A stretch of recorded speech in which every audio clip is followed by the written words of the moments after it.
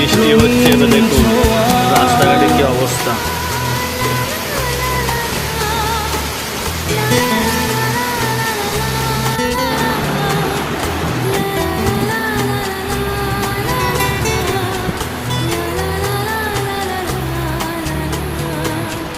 রাতে চাঁদেরই জোছনা হয়ে আলো দিয়ে যাব তোমার ঘরে।